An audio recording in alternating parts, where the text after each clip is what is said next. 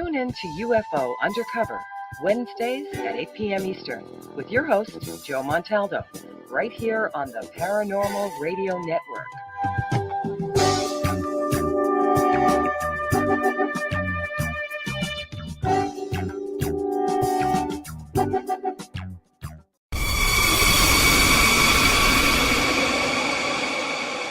Are you ready to explore the unknown?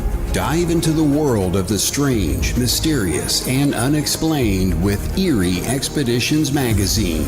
Each issue is packed with spine-tingling tales, cutting-edge paranormal investigations, and exclusive insights into hauntings, cryptids, UFOs, and more. Whether you're a seasoned investigator or just love a good ghost story, Eerie Expeditions magazine has something for you. Join our growing community of truth seekers and adventure lovers. Subscribe today at EerieExpeditionsMagazine.com and unlock the secrets of the supernatural. Are you ready? That's EerieExpeditionsMagazine.com, where the extraordinary is just a click away. Dare to discover.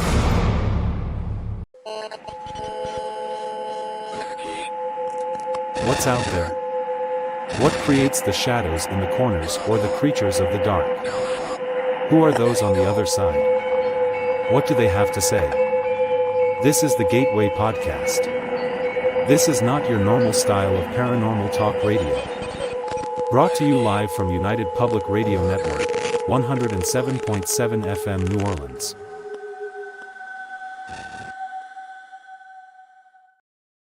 Welcome to the Gateway, you guys. We're broadcast live from United Public Radio Network, 107.7 FM New Orleans. I'm so glad to see all you guys here. Again, you're all back. Hello, hello from Las Vegas. You've been listening to the wonderful host, Sean Kelly, from his show Into the Night. If you missed it, you can catch him again on Sundays. It's been raining here in Vegas, but it's been really nice the last few days. I have a little bit of food of thought for you guys. So over the weekend, I went hiking through the Valley of Fire State Park. It's about 40 minutes outside of Las Vegas. And if you ever visit Las Vegas, I strongly suggest renting a car and taking a ride out there. It's pretty neat. But one of the things I was looking for, the area is known for its petroglyphs. They're everywhere. They're written all over the walls, and it's just a really neat place. But one of the petroglyphs I found is this lone spiral. And it's interesting because you see these spirals all over the world in the ancient world. They're everywhere. They're on buildings from ancient Greece. You see them in ancient Egypt. They're in Ireland. They're in petroglyphs. And here, I'll show you guys one. This is what I'm talking about. This is from over the weekend. My question to you is, what do these symbols mean? What do you think they mean? I'm going to post this on my Facebook later on tonight, and it's going to be real interesting to see what you guys have to say and what you think this means. So this was on one of the rocks, but if you look, this one here, I think this is from Rome, but look at that. Same symbol, different culture. This is another one. I forget where this one's from. Somewhere over in Europe. And then again, these are from Europe, but just to give you guys an example, I might do a whole show on the theology and meanings of symbolism in ancient cultures, but take a look at those. I'll have them posted later tonight. And again, it's going to be real interesting to see what everyone says about that. My guest tonight, she's the owner of the Enfield House in Connecticut, not to be confused with the one that is in Europe. But the Enfield House remains one of the most bizarre locations that I heard of in a long time. And I have to read you guys the intro to this. So the infamous Enfield House in Connecticut was built in 1771, and it became known for the most intense hauntings in modern paranormal history. After Mackenzie, that's the name of the person that's going to be on. After her family purchased this home in the fall of 2006, unexplained and terrifying events quickly escalated into a battle for their very souls. It's going to be really interesting to hear about this.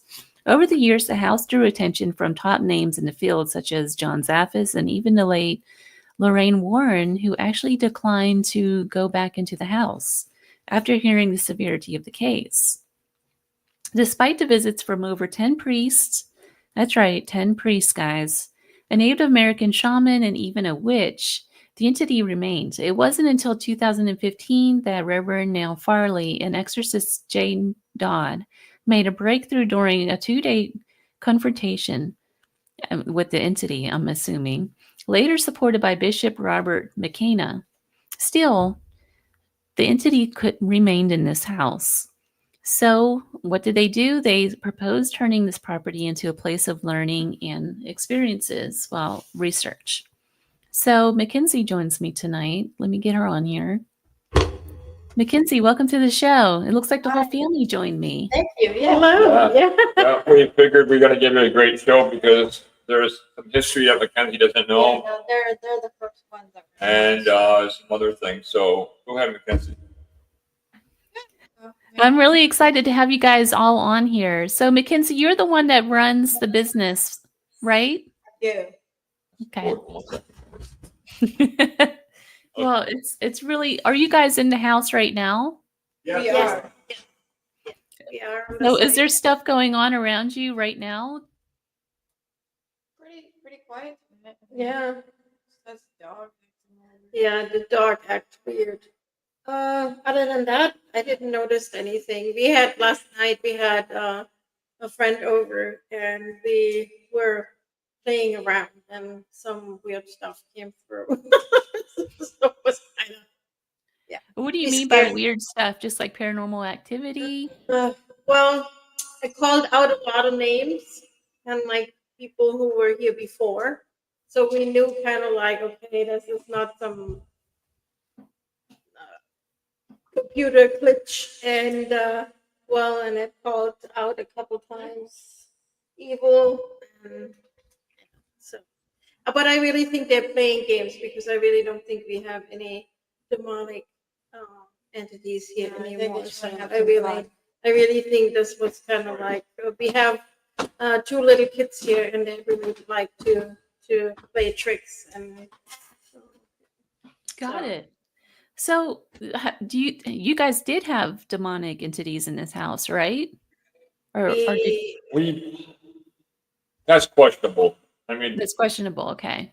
yeah, like define demonic. That's the thing. It's like everybody runs out there says it's a demon. But when I studied and I talked to a lot of people, and when you think about what a demon is, it's a fallen angel, and these guys are like 12 feet tall. So when I always think of a demon, they could take you out with one swat of a hand, and they do have supernatural power. So I don't want to say it was a demon, whereas more it's of a highly intelligent entity, maybe that wreak havoc. Does it make any sense? Is it sort of like the Bell Witch? Over the years, it has stumped me many times because it was not afraid to mess with priests. One priest, it literally took its rosaries out of his pocket to put it back in. With Bishop McKenna, he lost his voice for 3 months, and he wasn't able to come in. Then when he did come in, it actually took his bottle of holy water and hit it on him in front of 10 people.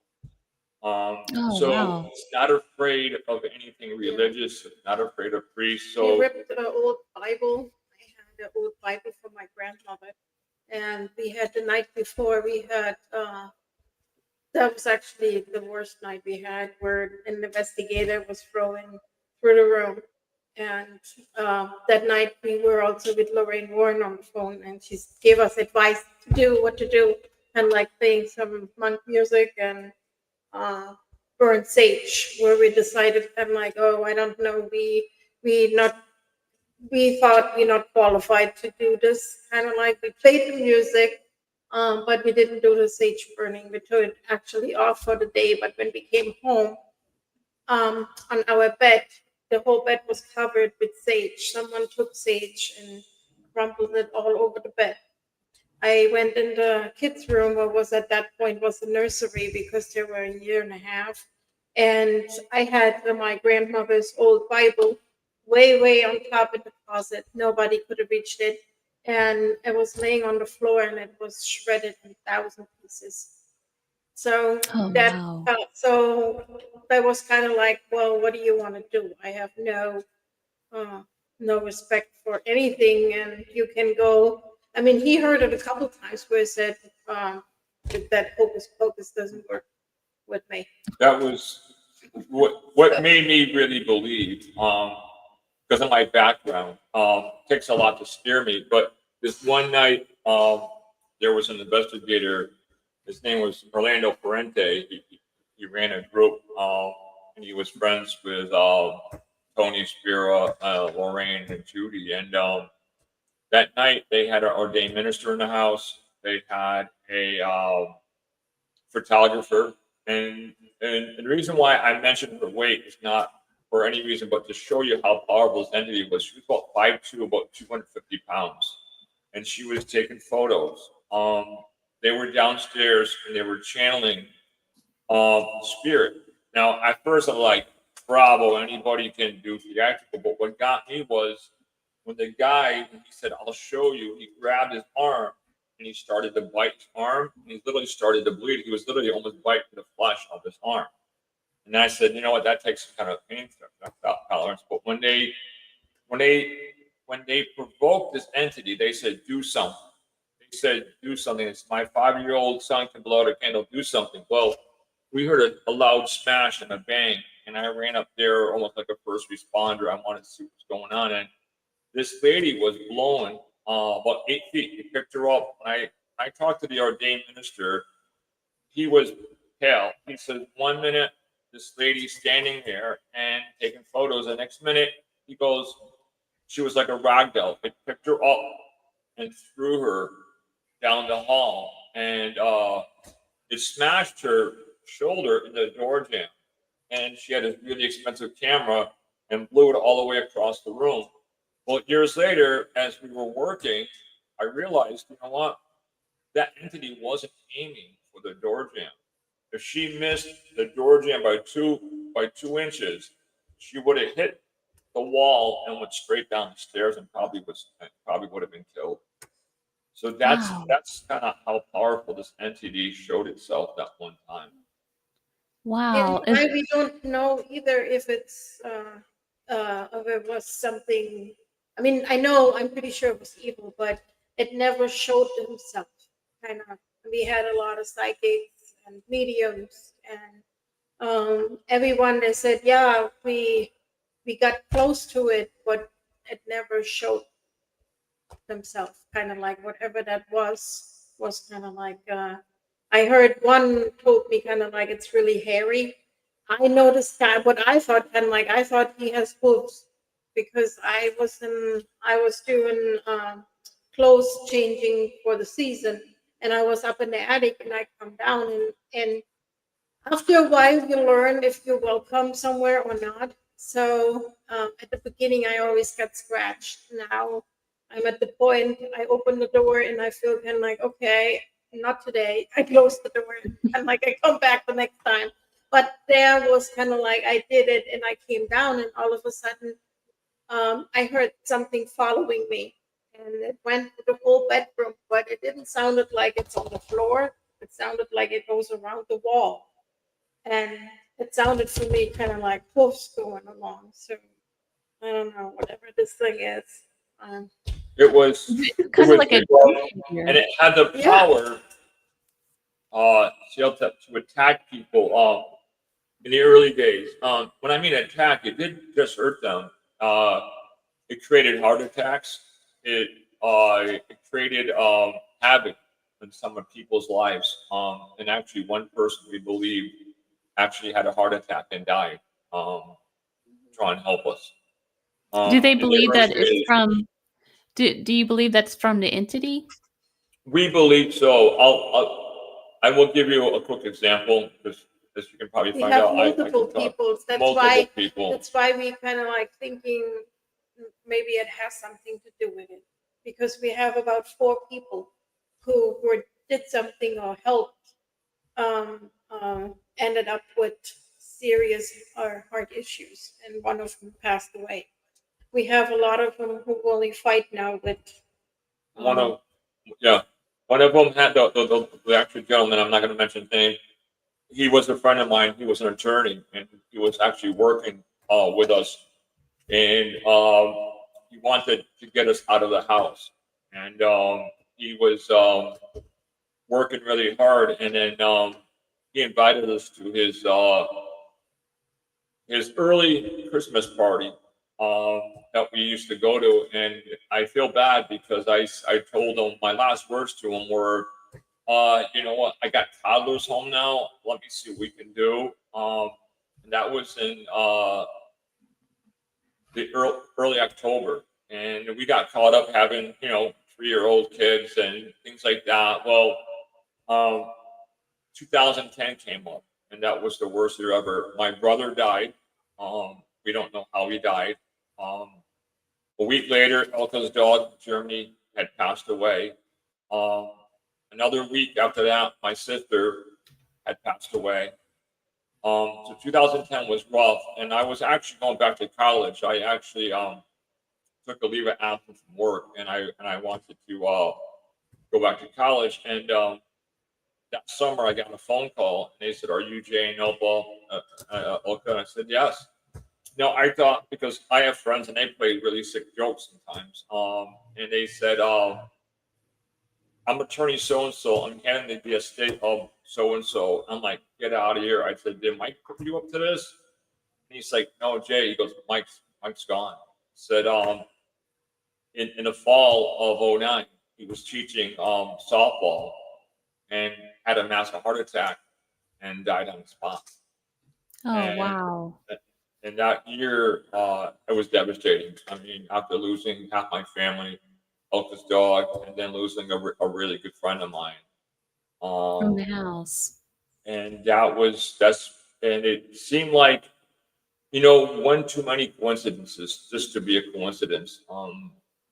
Even, and Jay Dodd that we hear about on those 2 days, I did matter of fact, Jay Dodd did I got Jay Dodd on the Greg Balkan radio show.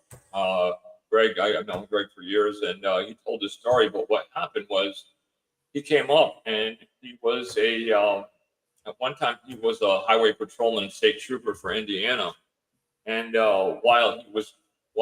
as soon as he decided to take this case, everything you could imagine came at him. And when he was here, he had to leave several times because he was getting really strange headaches. But what really got him was after he left, my daughter at the time, Courtney, would talk to him, and she would say, "Mr. Dodd, I need your help," and he would work with her. But one day he says, "Courtney, can I talk to your father?" He goes, "I can't help you anymore." And I'm like, "What's going on, Jay?" I said, "Is everything okay?" He goes, "I had a heart attack and died 3 times. That brought me back." He goes, "Here's what happened." He goes, "The entity from your house came, sat on my bed in like a dreamlike state, and told me to back away. And he says, I'm a man of God. I know who you are." And he said, get behind me, Satan." And the entity says, "I will show you." A week later, he had a series of heart attacks, but he died. They brought him back. He died. And while he was in the hospital, he opened his eyes and saw this entity sitting at the end of his bed and said to him, "Do you know who I am now? Now I want you to back away." And he won't tell me what happened, but he said there was a deal struck. And all he said is that as long as he stays away from the paranormal, that this entity is supposed to stay away from us. So there was a deal made with your friend? Is that what you said? It was between the entity and I guess this entity went to him, to Jay, and said, Jay Dodd, and said, now you know who I am, type of thing. And Jay Dodd won't tell me what happened, but there was a deal where he said as long as he stays away from the paranormal and helping us out, that the entity promised to stay away from the house. But after that, still didn't stop attacking him. He went after his girlfriend. He went after a lot of people he loved, and you see this in a lot of the stories that we have, where in the early days it went after a lot of seasoned paranormal investigators. I have Well, actually. with all of that going on, are you guys not afraid to be in the house? Oh, we are. We tried moving 3 times. People don't realize that we tried moving 3 times, and every time we try to move, it would stop us. And so finally, once we believe that this entity's gone, we have human spirits here. But in the beginning, that's why I said it was a fight for our very soul. It was not a joke. Orlando Ferrante, who worked with the Warrens, to this day, he will not put one foot in this house. Tell me about Lorraine Warren and what happened that she won't go into the house. Well, that night, there was about 8 investigators here. Orlando Ferrante ran a group called CPRS, and he had his partner. Well, after the lady got picked up and thrown down the hall, Orlando had Lorraine on standby, and Lorraine was a smart lady, very sweet, very elegant lady, very classy.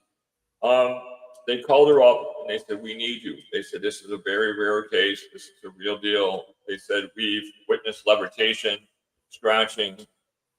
And she paused and she says, "Orlando, what? You're not telling me everything. What are you leaving out?" Orlando said, "Lorraine, he says it picked up one of our investigators and threw her 8 feet down the hall." And she paused and she says, "I am so sorry." She says, "I cannot put one foot in the house." She goes, "Tell the family I'm sorry. I will work with them by phone, give them my phone number, and I will talk to them." But she goes, "I cannot come out to that house ever." And to the day she died, she never came out. 2 weeks later, she actually gave a lecture down the street up at Anson-on-Tuck Community College. But she wouldn't. And years later, I actually got a text message. I actually copied from Orlando. I talked with him and I says, "What does Lorraine think it was?" And he says, "Lorraine thinks it was a very powerful demon." And he says he's trying to work with Tony and some other people to see if he could help us. And then when Jay Dodd came in, Orlando But was I think too too scared at the end. with Lorraine was too, Ed was already passed away. And Lorraine got up in age. I mean, she got older. And I think this played a big factor too, kind of like that. She kind of like said, "I'm going to give you advice over the phone." Yeah. So I don't think she didn't do any cases in that Severe. form anymore. So I think there was a big role too, that Ed was already gone and she was up in age too.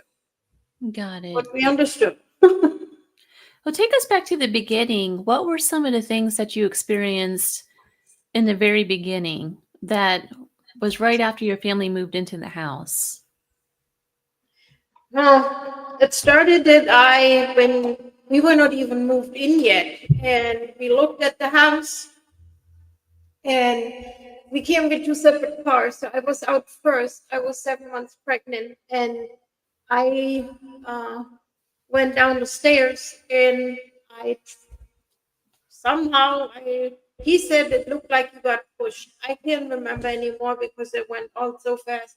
The only thing is what I noticed, kind of like I started tripping and kind of like I made it down the stairs, but at the end then I kind of like fell. But thank God I didn't fall on my stomach. But he said what weird was when you started going down the stairs, you put your hands in the back. So almost like someone from the back gave me the reaction was not going kind of like with my hands in the front. I was kind of arms went like this, and it looked like somebody had shoved her. And all I heard was her saying, "Jay, help me." But this was not an indication for us that there is something wrong with the house. There was kind of like I wouldn't say that at this point we were thinking there's something wrong. I mean, we were living here a couple months, and we still kind of, well, we started watching because Caps came out, so all these paranormal shows started, and we watched them. But I have to admit, at this point, nobody, Jay or I, believed in paranormal. So it was just kind of like it started off that stuff was missing, keys were misplaced, wallets were misplaced, or you heard noises where we tried to explain, but man, it's an old house, it's kind of, but then it got a little bit more aggressive, where kind of like you saw shadows, and but we still didn't really start talking about it. And then one day we went out for lunch, and I said, "Hey, I have to ask you something because this is weird. I have all these weird experiences, and someone even opens up the dryer and throws the clothes out, and I'm kind of like, I don't know." So he said, "You too." So that's where we started kind of like exchanging what everyone had experienced. And but then we went to the point, kind of like, this was 2007, and like this was not like, we had only telephone books, the internet was not that, and finding a paranormal group was kind of like not easy either. Yeah. So we started off calling our local priest. This was kind of like our first choice. And then we went through a lot of couple in paranormal groups, because I really think when all these shows came out, all these paranormal groups were created, and then they came, and then they had an experience, and then when we said, they said, "Oh, we have enough. We're gonna come back and we're gonna let you know," and then we didn't see them anymore. So this was kind of like the beginning of it. So as this is happening, I decided to go down to the town hall, and I wanted to see. Hey guys, real Yep. quick, I'm getting kind of like an echoey feedback from you guys. Do you have like a radio or like the Facebook page open or anything like that? Do you have any open cams? She's great on our tech thing. Oh no, we lost her. Oh, hang on. No, I know. That's nice. You're still there. Okay. It sounds a lot better. Okay. Thank you. So what happened was I decided to handle this like it as a investigation. I went down to the city hall, and I went down and I met the manager of the works department, and I asked her. I said, "Can I have a copy of everyone that had lived in a house?" So she said, "Sure." She goes, "It's going to be $1 a copy." So the lady was really nice, and she starts running over and getting these big volumes, open them up, right, and scrolling down, and then about a half hour into it, she stopped. She says, she says, "This is going to get really expensive because we haven't even got out of the 20th century, and a lot of people owned your house." She goes, "How about this? I'll write on a piece of paper here, of everybody that had owned your house. And if there's anything wrong, I'll call you." So I gave her my office number. I gave her my beeper number, everything. Gave her my home number. A week later, she calls up. I'm at work. I close my door, and she's like, "You know what? There was a guy that committed a murder-suicide that lived in your house." And I'm like, "Oh, no." But she goes, "Well, there's good news. There was a guy that lived there from 1963 to 2000. He must have had a great life." So as she started going back, and back, it was like the house was a hot potato, and she got hooked on it. So she also had access to people's death records. So she got hooked on it like a soap opera. She said, "Your house is weird." So what she did is she wrote on a piece of paper the people who bought it, the date they bought it, the amount they bought it, and the volume where you can locate it at the city hall. Was Was it resold like every couple years or It something? was sold every couple Yeah. of years, and out of 200 and something odd years, only one person died of natural causes in the house. That was a lady in 1900. Her name was Marion Arnott. They said she died from bronchial pneumonia peacefully in her house. We dug up a lot of newspaper articles to verify a lot of things, and it went all the way back to the founding father of the town. His name was Henry Thompson, and the first recording we can find is 1846. And the reason why we believe there's no other recordings is because we believe his grandfather was the one, Matthew Thompson, built the house in 1771. And the weird part about, again, nothing's normal in this house. The weird part about this house was when he built it, we're like about a quarter mile, half mile away from the Connecticut River, which, goes all the way to Canada and it empties out at the Long Island Sound. Well, that was used from the French Canadian fur trappers to Native Americans to highwaymen, the people, we had French and Indian wars all through here. So to build a house out of the mainstream, instead of building it down where all the other village would have been, was kind of weird, because he could have been robbed, he could have been killed, he could have got caught up in like a little skirmish. But they built the house here, and it stayed in the family. And I think, and the main reason I think they sold it was because Henry's father became the richest man in Connecticut, and he started a series of carpet mills known as Bigelow. I forgot their name, Bigelow Hartford Carpet Mills. They were famous, and he had a 33-acre plantation down on Route 5. And Henry himself was an inventor. He did very well, and he lived in New Haven and New York City. So I think what happened was they didn't need another house, and I think they decided to sell it. And that's where we see C.L. Thomas. That's where we see the horrific things start happening. The very first guy who buys it, Horace Abbey, he buys it on May 11th of 1846. Well, a couple of years later, he dies February 22nd, 1849. They found him in a pool of blood. They listed it as cerebral hemorrhaging. Do you believe that that's from the house? Well, we don't know. I mean, because the bodies start stacking up. So you start questioning yourself. I mean, again, is it just a coincidence? Is it multiple people? Yeah. Cerebral hemorrhaging. Multiple cerebral hemorrhaging, heart attack. So it starts out where this guy seems like a natural, okay, the guy died, maybe he slipped, he fell, maybe he bled out.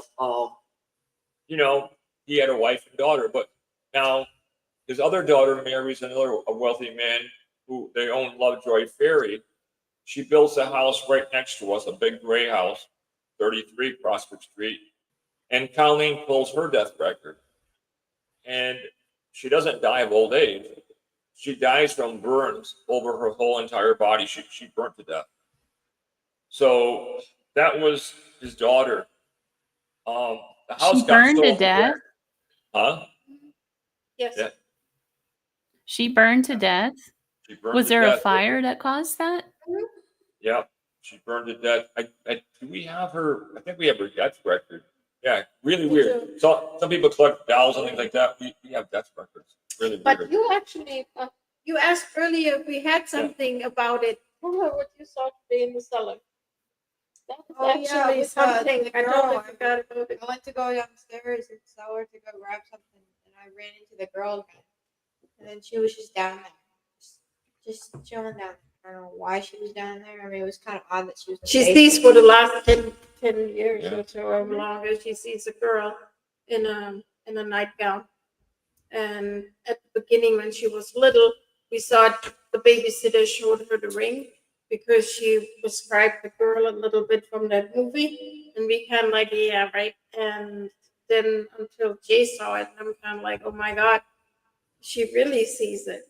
And I guess because yesterday with our spirit session, I think we woke her up. But I also talked today to my friend in Germany. She's a really good medium. She works actually for the government to do cold cases. And she's also a born legacy. And she was asking, how did it go? Because they closed the portal. And she said, oh, that girl shows themselves, right? And I'm kind of like, yeah, she does. Mackenzie actually saw her today. And she said, yeah, she's a little bit mad because she tries to open up a portal. She said, you have to be careful.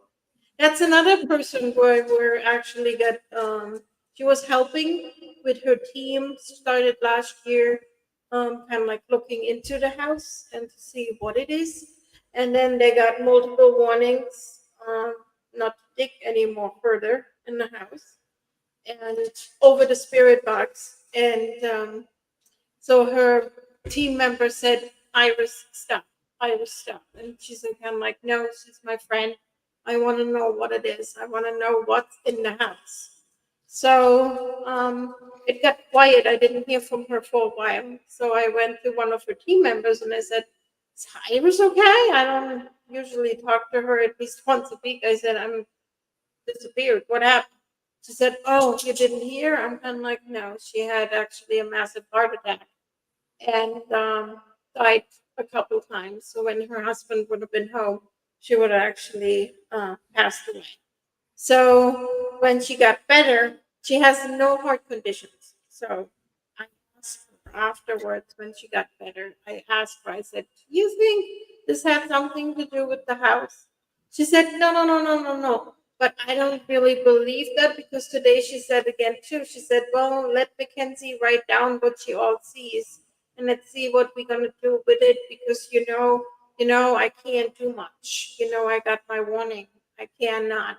And when she started a couple months helping and getting a little bit more active again, her heart function went down again. So she was actually over the point where she didn't need a pacemaker.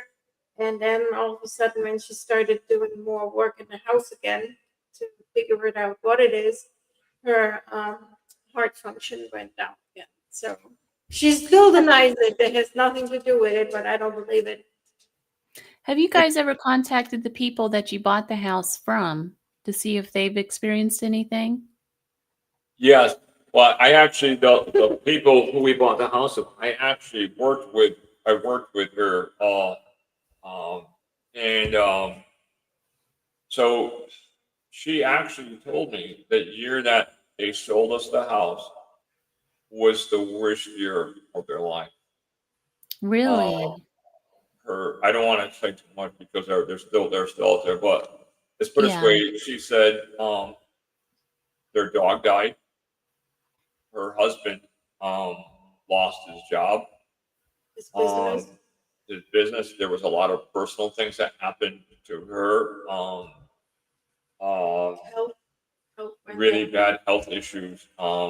She goes, it was just like we were cursed. As soon as we got rid of that house, she goes, I don't believe in the paranormal, but she goes, it was like we were being attacked by something. It was like one thing right after another. And so they finally sold their house. I mean, they didn't even, I mean, they lived in close to the airport and they actually sold their house and they ended up moving down by the shore, and just to kind of get away because when she started hearing the stories I was telling her when I would come into work and we'd be having board meetings, I would say, hey, that house you sold me is messed up, and she's like, what are you talking about? And I would start telling her stories, and There were actually warning signs there. When she told us the story, they had, when they owned the house, they rented it out to two brothers with their family,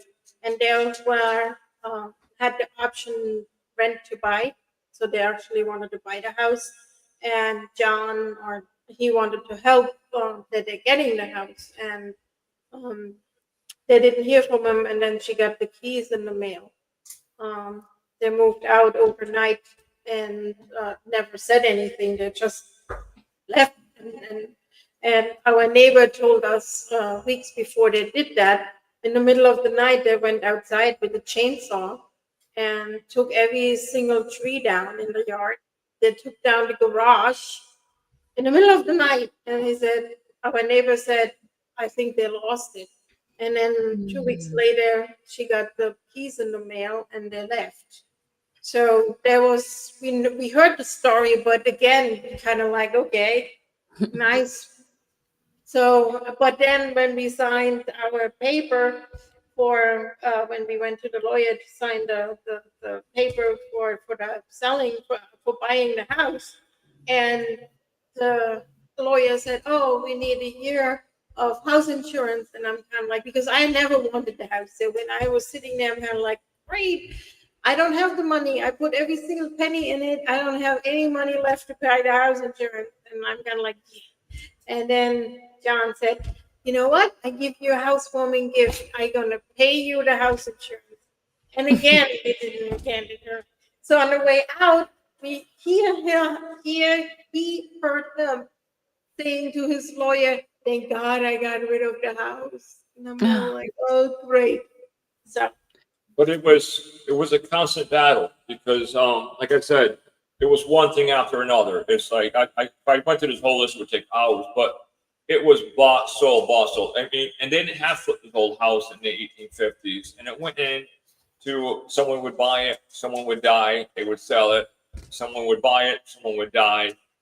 Then it was stayed in a family for many years in the 1850s and 60s, and one by one, they just started to get picked off, and whole entire families were like eradicated within a year. They would die from just weird things. And you want to say, was it coincidence? Was it paranormal? But then when you see, like, the house took revenge on his family in the 1960s.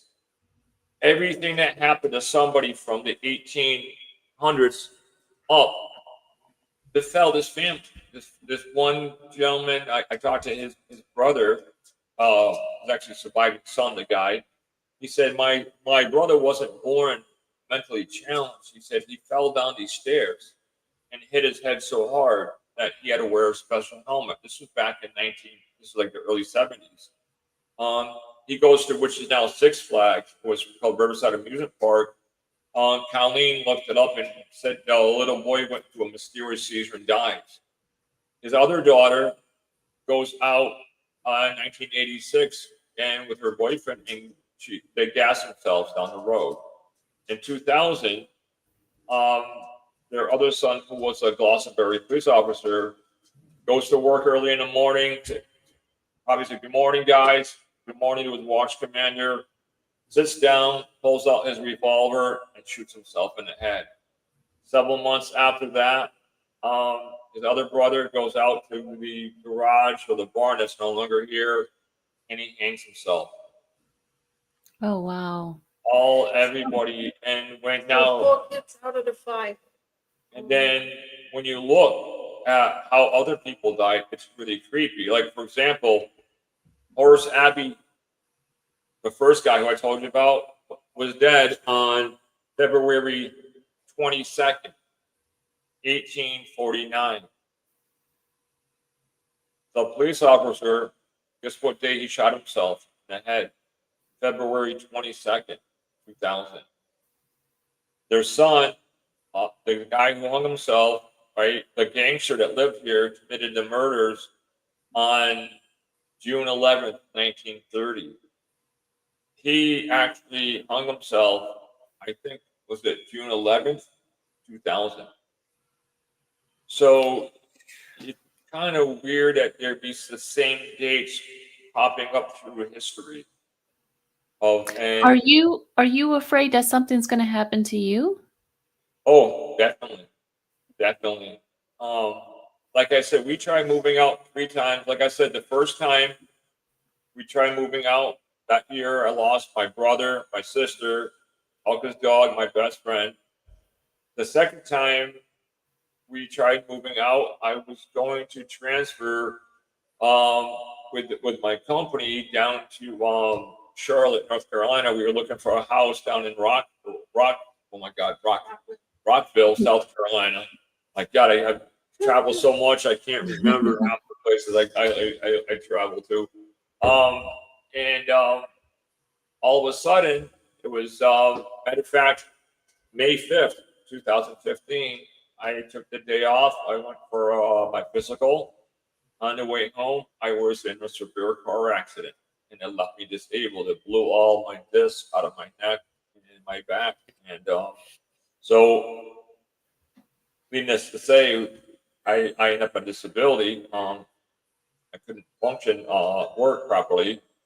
A couple years after that, we decided we were going to move again, this time down to Virginia. We were 2 weeks away from moving. We were going to rent a nice house. We had everything packed up. My daughter Courtney said, "No more spooky." I'm like, "No more spooky." Within less than 2 weeks, I get a phone call from the realtor. Says, "Oh my God." She goes, "I don't want to make this phone call." She goes, "The people who owned the house, the property, decided not to rent it." And she says, "I'm sorry." I said, I told the schools, I told the electric company, everything. We were leaving. I literally had to unpack the whole entire house. All of us, the kids were crying. They were like, "We're never going to get away from spooky." It's almost as if the house is keeping you there. It's sometimes That's very like troublesome. That's very troublesome. It's very scary. You described that this house, the events that happened in this house became a battle for your soul. Yeah. Can you describe some of the events that happened, and is that still happening? Well, the good news, we believe that this entity is gone. We believe that the human spirits are still here. They'll never leave. What happened to me, what made me really believe, like I said, I faced death many times when I was younger. I've seen horrific things. I've seen people die. You know, you kind of go numb. But what got me was we went to bed one night, and Elke fell asleep, and I'm just laying there thinking, and I hear, my heart started racing because somebody came in, somebody broke in the house. So I reached over to where my drawer was, and I put my hand on my weapon, and I'm always scared, especially having small kids in the house. So I just had my hand on it, and I heard, and my heart's going faster. And all of a sudden, I see this woman standing there with long, blonde, natty hair. Her face was pale.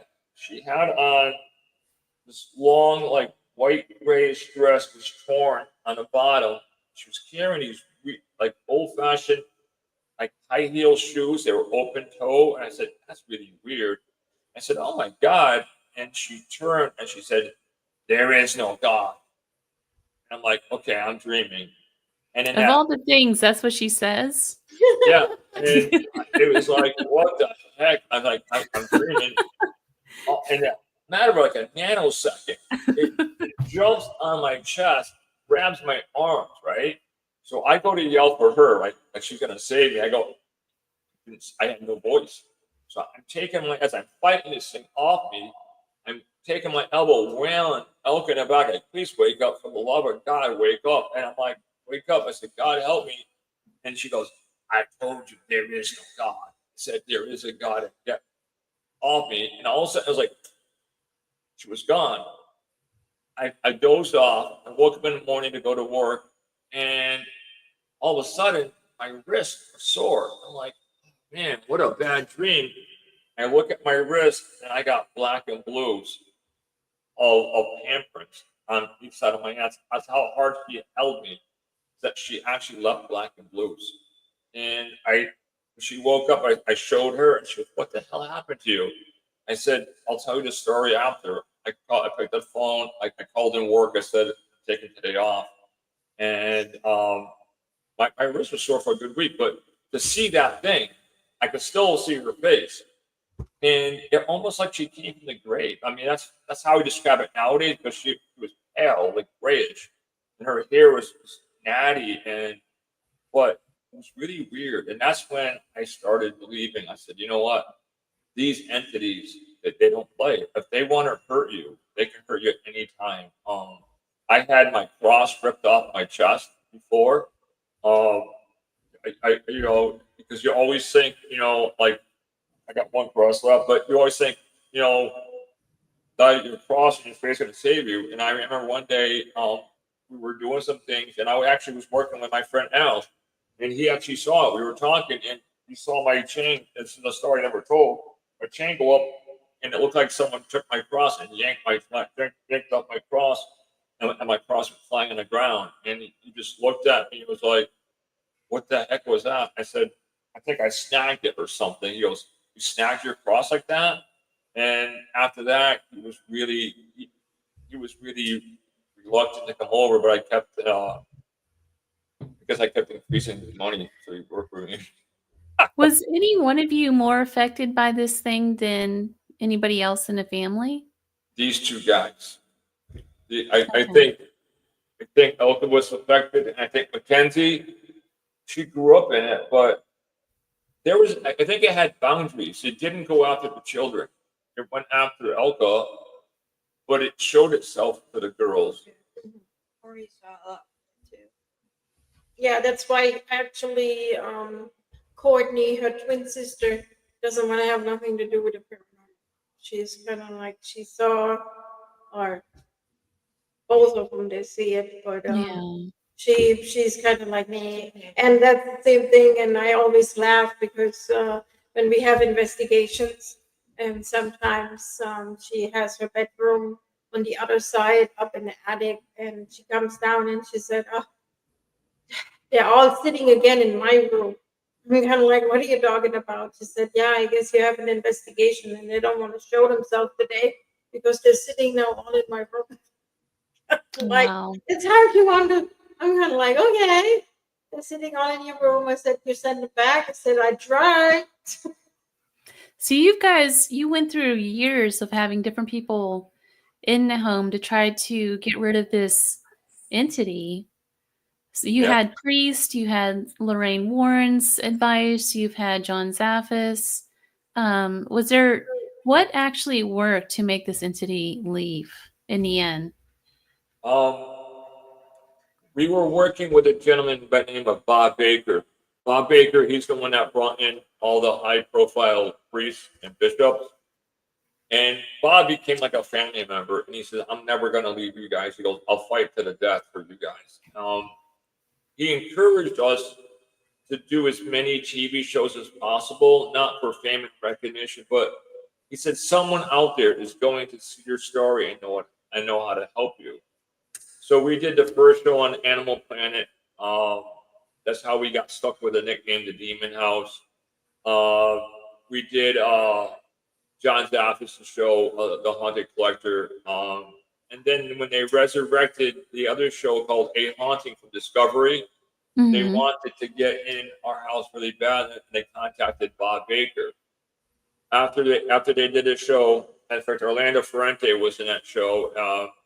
The stipulation was he wouldn't step one foot in his house, that he would do it remotely. That's how scared he was still to that day. After that, about a year after, we got a phone call from a lady that says, "My husband can help." His name is Jay Dodd, and his friend Reverend Neil Farley. They both have gifts, and they want to come out. So I talked to him. I said, I can't afford to pay you guys from Washington D.C. to come all the way up." He said, "No, no, no." He goes, "You aren't going to pay one dime." He goes, "We're going to pay for everything, the hotels, everything." He goes, we do the work of God." He goes, "We don't take one dime." And I said to him, I said, "Well, what can you do that everybody else couldn't do?" I said, "We had some of the biggest names." And he goes, "At least let us try." So now, see, this is where things get crazy. They picked a night to come up. It's supposed to be a clear, nice day. Reverend Farley picks up Jay Dodd. They're heading up here, and one of the worst storms that we had in 2015. It sleeted, it snowed, everything. Reverend Farley's like, "We got to turn around, Jay." He goes, "We're not going to make it." And Jay says, "No." He goes, "It doesn't. It wants to stop us. We're going to keep going." So they finally made it to Enfield really late. They called us up. They came over the next day. I was extremely sick. I had to go to the hospital to get a CT scan. And that night they set up a prayer chain around the world. They had people even in Israel praying for us. That was really cool. Wow. And they had people from all over. We didn't know that until the next day. And then they called us up and they said, "How does the house feel?" "Great, right?" And I said, at the time we had the downstairs open up. I looked up. I said, I saw the black shadow staring right at me. I said, "I'm looking at the shadow right now." And they said, "We're coming over." So, like I said, it wasn't a fun thing because now with Jay being an ex-state trooper and he starts to interrogate me, he starts using tactics on me. And I'm like, I'm a good guy. He said, "Well, why?" And he goes, "Come on." He goes, "You had Bishop McKenna in here." He goes, "You had this guy." He goes, "What's your angle?" He goes, "What's your gig?" I said, "Oh my God." I said, "You're interrogating me. I should be interrogating you." And so I'm like, and all of a sudden he stops and he looks up. He goes like, "Oh my God, it's still here." He goes, "Neil," and Neil's talking to Elke, and Neil goes like, "Oh my God," because now the entity's coming down the staircase. And Jay Dodd starts saying some prayers. Neil says some prayers, and he's like, "I am so sorry, brother." He goes, I didn't mean like that." He goes, "But I really thought we got rid of it." He goes, "We never failed." So they bought. They got another night of the hotel room. They came over and they're like, "What did we miss? What did we miss?"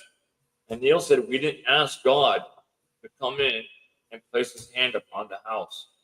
So that night they went through the whole steps again. They got a hold of everybody. They prayed for us. And the next day, the only thing I could do for the guys was cook them a huge breakfast. And they came over. They spent the day. And when they left, it was weird. The house felt like it was cleansing itself. It felt like a whirlpool. And it felt like it was cleansing itself. The girls felt happy. Everything seemed to be great for almost 2 years. And then we started seeing signs that something was coming back. And since I couldn't work anymore, what had happened was my realtor called up her husband and she says, "Jay, teach him some of the trades. You can't do the work anymore, but my husband can." So between both of us, we converted the apartment back into an apartment, and we had gotten a renter. She wanted to get a long-term renter, and the lady was on state assistance, so she said this woman's going to be here for a long time. Within 6 months, she was begging to get out the lease. She actually called up housing and was begging to get out. So housing wouldn't let her leave. But when she left, there was a truck. Everybody moved out. So when she moved out, I called up Bob Baker and he begged. He goes, "Whatever you do not go next door." He goes, it could be an ambush." He goes, "Oh my God." He goes, and he dropped what he was doing. He drove all the way to Shelton, Connecticut, right? Mhm. Like he was doing like 80, 90 miles an hour, praying that I wouldn't come over here alone. And when he got here, he brought out his cross and everything. He goes, "Now let's go next door." And slowly we went next door and he said, "Aha." He goes, "She knew." And he showed me above every like little doorway, she took black ash. She made the sign of a cross. And he goes, "She was trying to keep something out." He goes, "She knew something came back." So Bob was scared. Bob's like, "Let's pray." He goes, "That this entity's not coming back."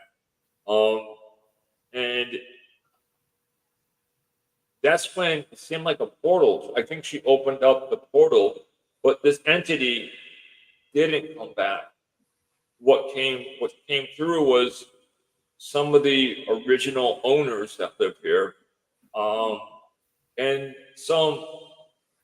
I know, stragglers. We have spirits that come through these portals that we don't know who they are, but they tell us their names. And some That's of them, interesting. That's yeah, interesting. really interesting. We had for about a month, they picked And up I heard now Susan. we had a lot of paranormal teams too, where had mediums with them, and they didn't want to hear anything about the history, and picked up or opened up a lot of things for us to think about it or to do more research. But we heard now multiple times too that whatever it was, what was here, is sleeping. So whatever Oh, it so now that it's sleeping, you guys have opened the place up for people for research, Yes, right? Okay, so are you afraid? Are you careful of who you bring in there? yes, we're very selective. We don't let anybody in the house. I mean, it was Mackenzie's idea. After our last, yeah, we're gonna throw Mackenzie into the bus, right? Mackenzie, well, what happened? I'll tell you how we kind of got involved was, after our last renter left, they didn't even make it 6 months. They literally lost it, Goodness. had a nervous Yeah, breakdown. that was bad. I mean, Um, not alone did they it was, destroyed the house. I mean, they literally lost it. I they mean, took hammers and they were ripping the sheetrock open because they were hearing rapping on the walls. They actually took up some of the laminate flooring, and because they were hearing, and they both lost it. They said it felt like something was coming into the walls, coming to the floors. It was but she doing called me things. in the middle of the night. She said, "What are you doing?" And I'm kind of like, sleeping. And she said, "No, no, you're talking so loud." I'm kind of like, "No." I said, "Well, nobody's awake." I said, "I don't know what to tell you." So I said, "Okay, I call you right back," because I thought maybe the girl's watching TV or something, looking around, everyone is sleeping. And she did that almost every second night. And she called, she said, "You have to quiet down. You're talking too much." And I'm kind of like, "We are sleeping." So they really had a, But the best thing is, guess who she sends over to the house to check it out? Me and Mackenzie. So we go upstairs, and I'm like, Kenzie, I'm like, what the heck did they do? And she's like, look, what? I said, we opened up the closet door, and there was glass. Like, she took like a heavy glass, and she must have saw something coming out of the closet. That's all I can imagine, because it looked like she whipped the glass so hard that when the glass hit the wall, it exploded and left shards of glass stuck into the sheetrock. Wow. We had to remove the glass, and we had to patch the sheetrock up. It was like it's like something did not like them, and it raised havoc on them. So after that, I was like, I'm done. Getting a little bit older, I'm disabled. I said, I can't keep going into a house. I said, you know what? We're not going to rent no more. I said, you know what? I'll turn it into a woodworking shop. I said, I'll bring my tools in. I said, I have a really cool woodworking shop. I said, you can have the upstairs for your craft room so that you can make things. And then I could choke this one right now. She said, what about paranormal? I'm like, what about it? And our friend Rose, who was Bob's assistant, helped her and said, yeah, that's a great idea. Why don't you open up and for something with paranormal? Everybody knows you guys. She goes, why don't you, keep the prices down and use it for paranormal research, and the teams come in and do things. So I just looked at her. She was 16 at the time, and I said, you know what? If that's what you want to do, you got my full weight support. I said, I'll do whatever it takes. I said, to help you get the business off the yeah. I ground. mean, her idea was to do an Airbnb, kind of like for, that was the first intention what she had in mind. Not kind of like Got for paranormal teams. It was more gauged to it. Okay, you want to sleep into a house where you maybe have some paranormal activity. That was kind of like her goal of when she decided or when she approached us. Why we don't do that? We're kind of like we learned really fast that There are event planners out Yeah. there, and they have other ideas. So we got away from the Airbnb, and now, well, she has now totally other ideas again. So now she Yeah, wants to you go got these more. ideas. Is there a website that people can check out? The website is gonna be up like probably this week or next week. So Yeah.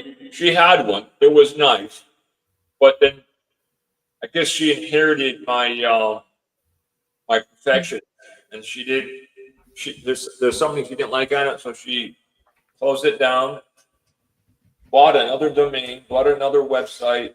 I don't know what this is going to cost, but now she's designing it the way she wants, and now she's got a lot of support from her. I mean, she's quiet, but she's got a lot of support from Enfield High School.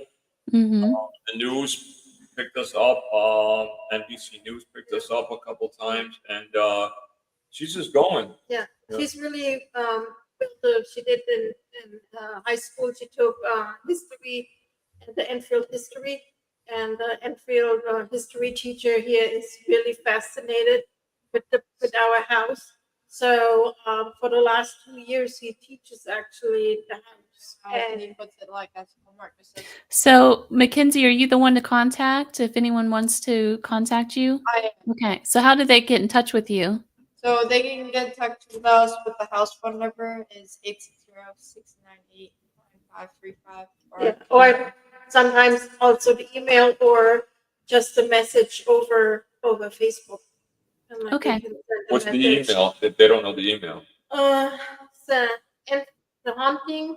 EnfieldCT@yahoo.com.